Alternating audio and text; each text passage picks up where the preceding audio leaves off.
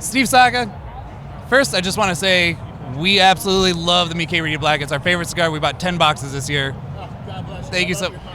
Keep sending it. I mean, that's money well spent to us, so we're happy to give it to you. What I'm smoking right now, Mi Querida Black. Smoke a lot of these Saka Khans. So can I ask you about the name Saka Khan? Because I heard a rumor that it was your rap name when you were in the Navy.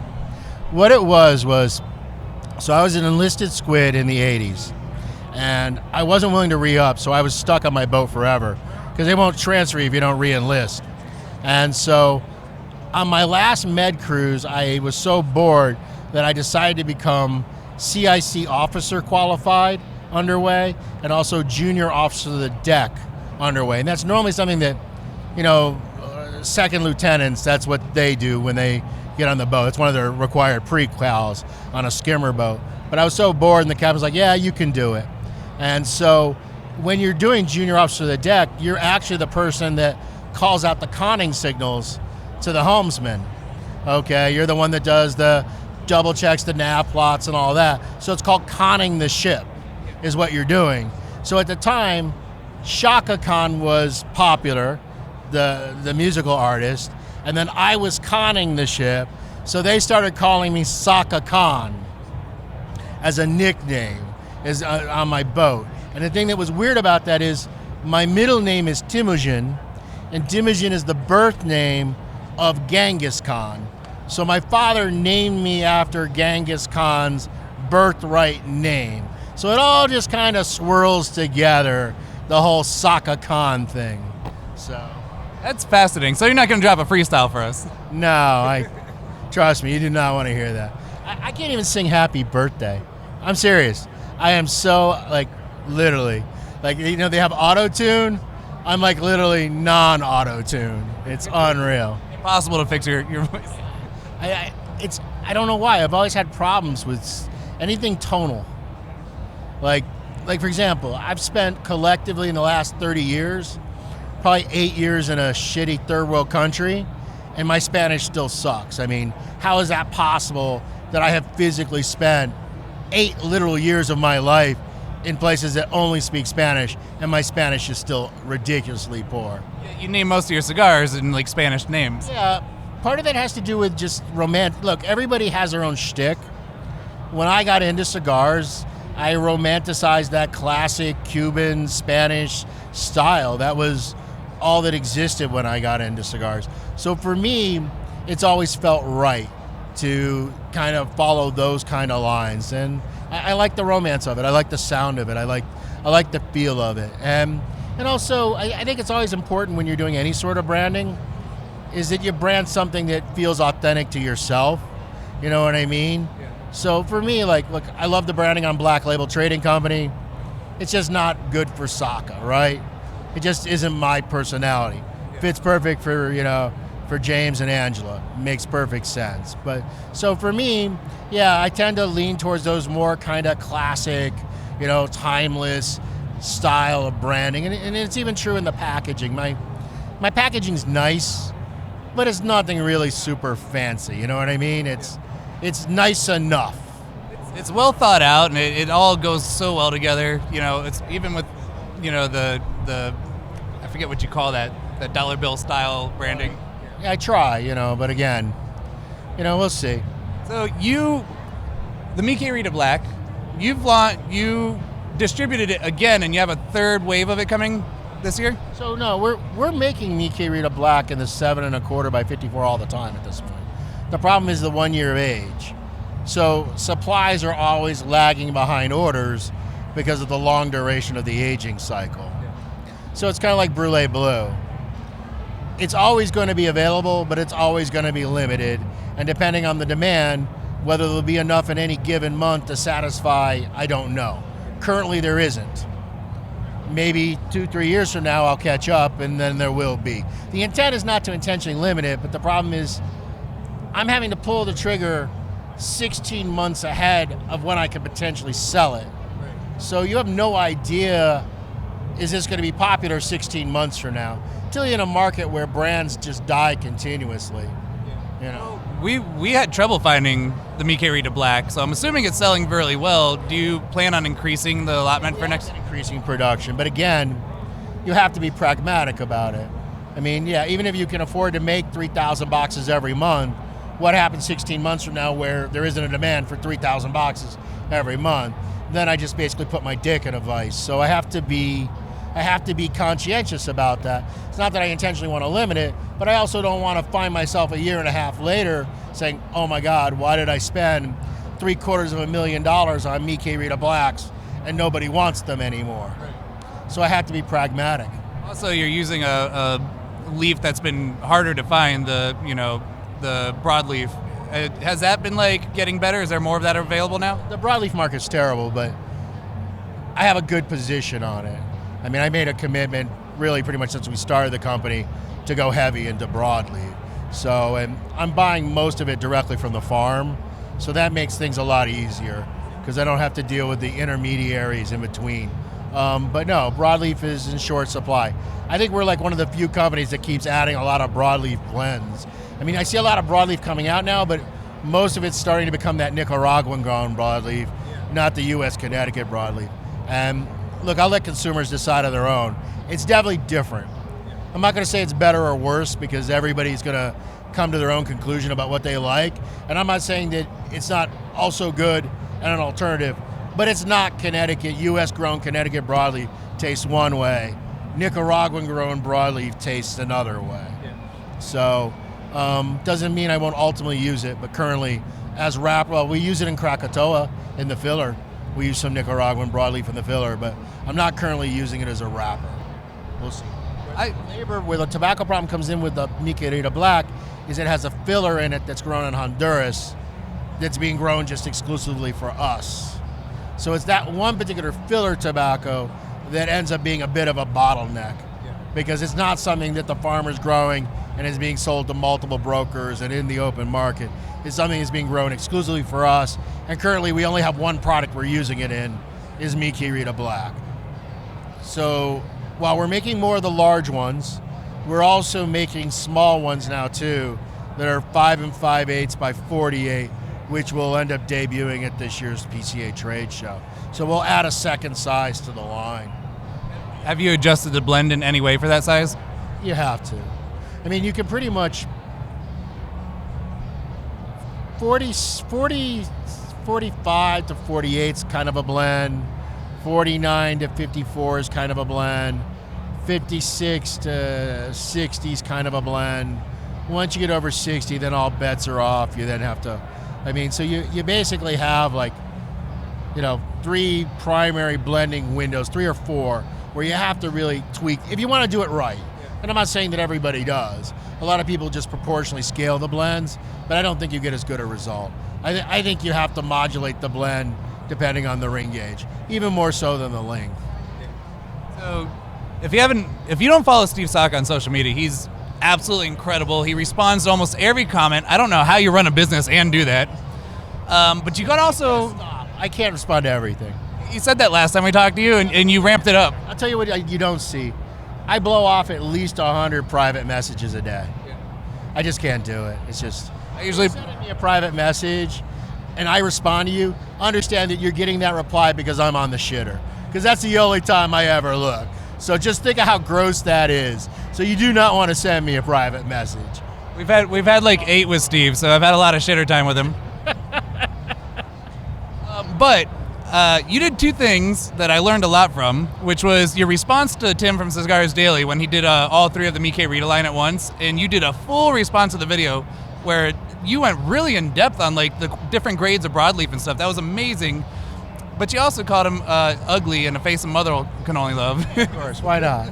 You know what I like about, there's some retailers that you can play with like that are a lot of fun. Yeah. Tim is one. Abe is a lot of fun at Smoke Inn. Dan Swahili, he's a lot of fun. Others you can't do that shtick with because everybody's just too sensitive and they're worried about their eggshells and they don't get the idea that you're just busting balls because you're actually friends, right? So And I love that part of the business, and it's one of the things that you can do not being a big corporate company, because if you're doing social media and you work for a company and you were me, you would have gotten fired on day 2, right?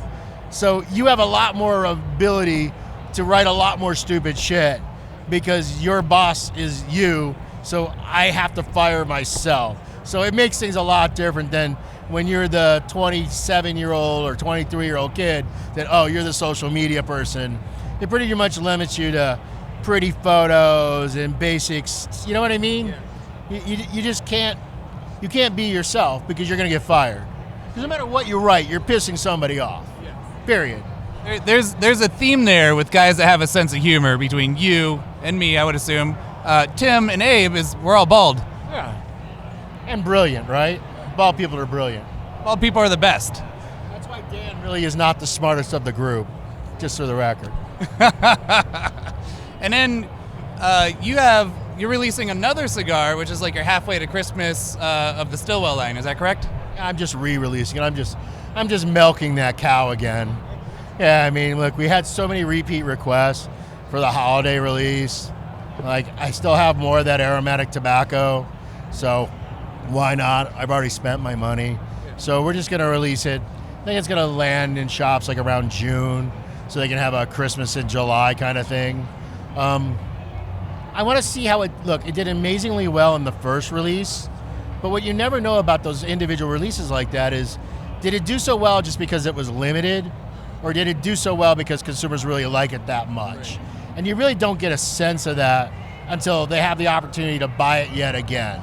So let's see what happens when they have the opportunity to buy it yet again. If they really like it a lot, look, it's on me to make more of it. So I don't have a desire to intentionally limit it. If it does well again the second go around, and the retailers say to me, hey, Saka, we still have customers that want the holiday blend, well, I'll make it part of the core line. I'm not opposed to doing that. But also, I don't want to get all giddy and go, oh, wow, what happened in, November, December means it's an absolute home run. Because you never really can tell. So we'll do a second small release, see what the feedback is. If consumers and retailers really want it, then we'll figure out how to put it in full-time production.